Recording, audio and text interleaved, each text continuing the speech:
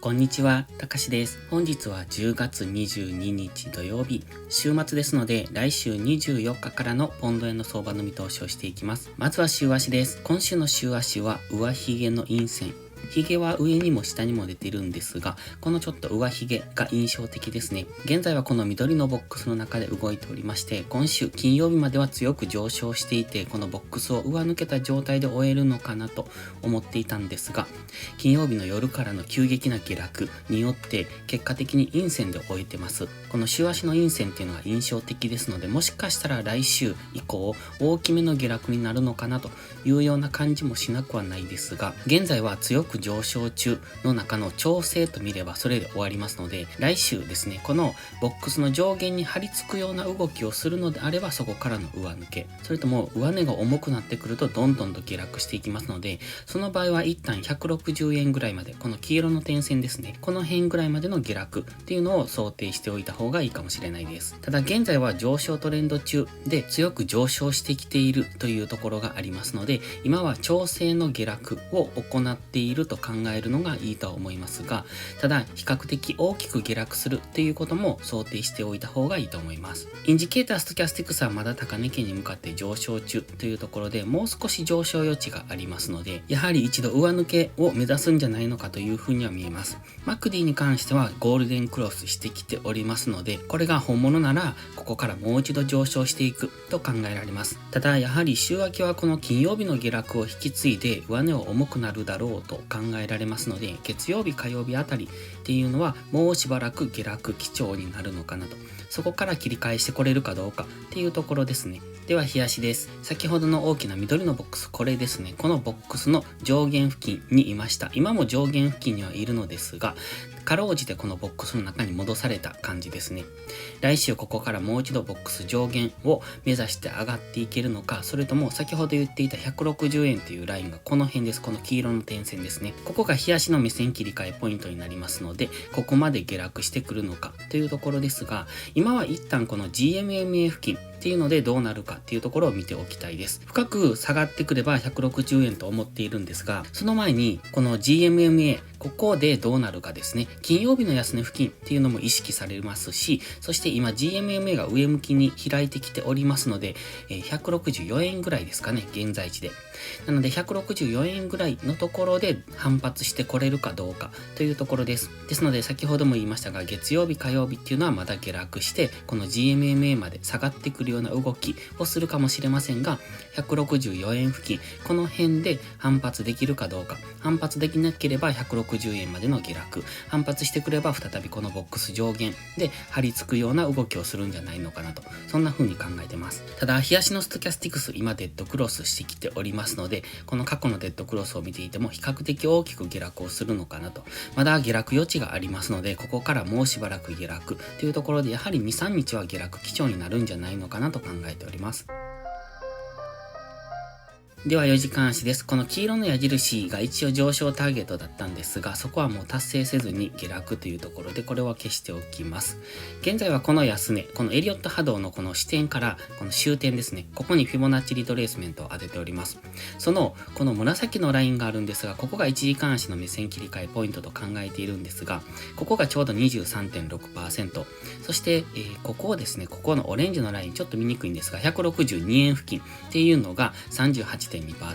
そしてこの 50% っていうのが 159.364 となってますが、だいたい 159.5 付近と考えますと、今ここに価格ラベルを当ててますが、上から165円が 23.6%、162円が 38.2%、そして 159.5 が 50% となっておりますので、この辺を目指して下落してくるのかなと。今は一旦この 23.6% の紫ラインで引っかかっておりますので、ここから反発できるのかどうかなんですが、先ほど上位足でお話ししたように、月曜火曜ぐらいはまだもう少し下落になるのかなと考えますので、一旦は162円や 159.5 円付近、この辺を目指して下落してくると考えられます。で、どうしてこの辺をターゲットと考えるかと言いますと、エリオット波動1、2、3、4、5とあるんですが、この5波終了からの修正波っていうのは、だいたい 38.2% やこの4波の安値を目指すことが多くなってますので、必ずここまで来るというわけではないんですが、その場合のターゲットはこの緑丸、このゾーンになるんですね。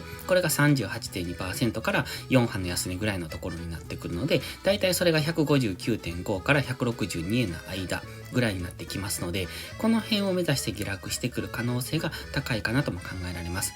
ただですね、このあたりだいぶ抵抗が多いんですよ。現在のこの165円付近っていうのもそうですし、その下の164円付近もそうですし、その後このラインがいくつも重なってますよね。なのでこの辺っていうのは抵抗が多くなってきますので、ここまで下げてくるかどうかはわからない。基本的にはこの上昇トレンドに対する押し目買いが入ってくると思いますので、数日前の動画でもお話ししてますが、調整の下落が今から入りますねっていうことを喋ってるんですね。で、こういう調整です。この上昇に対するこの調整。なので、この上昇に対する調整っていうのが入ってきますので、その調整が今ここで終えたのか、もう少し深掘るのかというところなので、基本的にはこういう波を想定して動くと考えてますので、月曜日、火曜日あたりは下落。それはこういう調整ですね。つまり、ここでの調整。この上昇に対する調整が入ってきますねと。そしてその調整が終わったら次4時間足単位の大きな次上昇に入っていく可能性が高くなってくるなというところ。そんな風な波をイメージしてますので、こういう波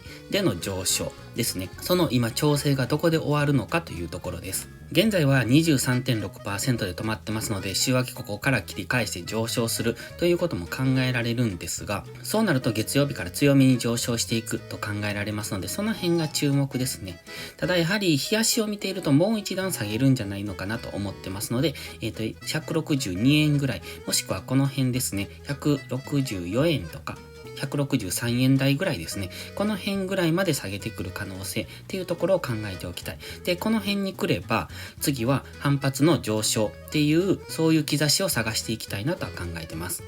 今4時間足ストキャスティクスはぐちゃぐちゃしててわからない。マクディはずっとダイバージェンスだったんですね。ここでのこの横横の揉み合いの時にマクディが下がってましたので、ダイバージェンスを起こしていたんですが、そこからの急激な下落というところで、ここでダイバージェンスが解消されれば、ここから上昇していきますし、まだもう少し解消されないようですと、もう少し下落というところで、ここからどんどん下落するのかというと、やはり抵抗体がこの辺は多くありますので、あまりショートは狙っていきたくないなと。ただ上昇してきたその戻り売りに関してはいいと思いますが、今の地点からショートエントリーっていうのは逆向きにこの上昇していく可能性も多くありますので、その辺は難しいかなと思ってます。広瀬通商さんとのタイアップキャンペーンを開催中です。専用 URL から口座開設をいただくと、最大で55,000円のキャッシュバックがされます。少しの手間でそれだけの金額がもらえるなら、今月のお小遣いにしませんか？専用 URL は概要欄に貼ってあります。期間限定ですので、お早めにどうぞ。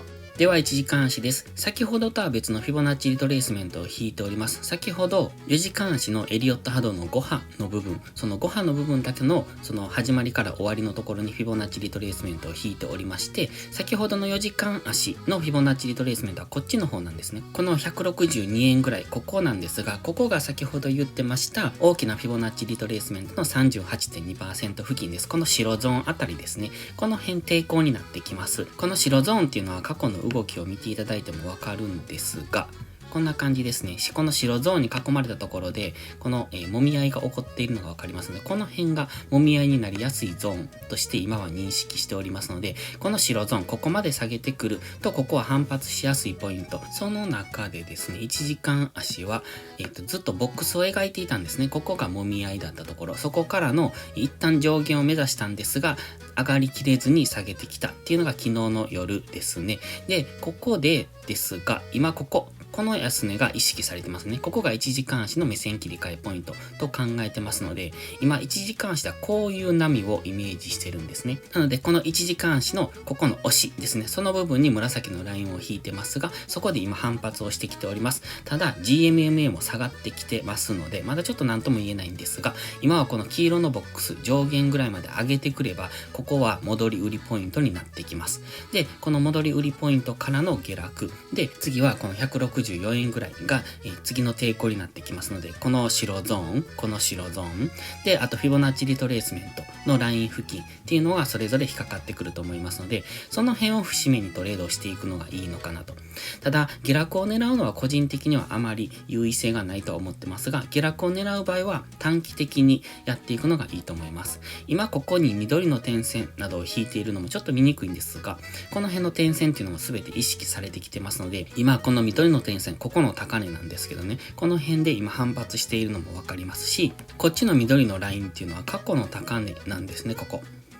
なのでこの過去の高値とこの紫のラインっていうのが近いんじゃないですか。でその辺っていうのが意識されているのが分かります。ということでこの下がってくるとね、結構抵抗が多いのでどこで反発してくるのかっていうのが分かりにくいんですよね。で今この紫のラインで反発してますが、次はここ 61.8% っていうフィボナッチライン、そこが 163.5 付近になってくるんですが、ここも過去に揉み合ったところになりますので、この白ゾーン付近ですよね。だからここも反発しやすいというところで、反発しやすいところがこの辺が密集してきておりますので、ちょっとその下落を取っていくのは難しいなというところで、先ほど4時間足で言いましたように、ここから下落を狙うんじゃなくって上昇してきたところから狙っていかないと優位性がなくなりますので、一旦は上昇するのを待つ。月曜日ですとこの黄色のボックスの上限ぐらいですね、168円ぐらい、167.7 とか8とか、この辺ぐらいまで上昇してくるのを待って GMMA と接触したところでどうなるか、この辺、今ここ過去のこのサポートラインですよね、この黄色のボックスの加減、このサポートラインが次レジスタンスに変わったところを確認して、そこからの戻り売り、そして一旦狙うのはこの紫のライン、金曜日の安値ですね、この辺ぐらいまで狙っていく。でこの金曜日の安値を下抜けてくると、次は164円ぐらいまで下げてくるとは考えますが、ここからは反発しやすくなりますので、急激な上昇っていうのが起こり得ますので、しっかりその上から狙っていかないと、この中途半端なところで狙うとその急激な反発の時に巻き込まれてしまいますので、その辺は注意が必要ですね。ただ金曜日のこの下落が結構強かったので、このまましばらくこの下落トレンド、1時間足単位で下落トレンドが続く可能性もありますので、まずはこの GMMA が開いてくれば、その GMMA に沿って下落を取っていくのもありだとは思いますが、個人的にはその下落を取っていくよりも、次下がってきたところで反発のタイミングを探す方が、次は4時間足の上昇の波っていうのを取っていけますので、そっちの方が優位性があるのかなと。無理してこの反発点が多いところで下落を狙っていくんじゃなくて、もう一段大きな波ですね、4時間足の波の次の上昇を狙っていく方がいいんじゃないかなとは考えております。もちろんこのままどんどん下落してくるということも考えられますので、まずは1時間足の GMMA に沿ってトレードをしていく、そして下げ止まったところでは4時間足単位の上昇を狙っていくみたいな、そんな考え方でいいんじゃないかと思っております。それでは今週もお疲れ様でした。来週も一緒に頑張っていきましょう。たかしでした。バイバイ。インジケーターの使い方解説ブログを書きました。現在このインジケーターを使ったエントリー手法のブログを書いている途中ですが、まずはこちらの基礎編をご覧いただきたいです。GMMA、ストキャスティクス、MACD の使い方について詳しく書いてます。インジケーターは何気なく表示させるのではなく、理解して使いこなすことが大切です。このブログを読んでご自身のチャートに当てはめて考える、それが使いこなすことへの第一歩になります。せっかく FX と出会ったのですから、確実に一歩ずつ成長していきましょう。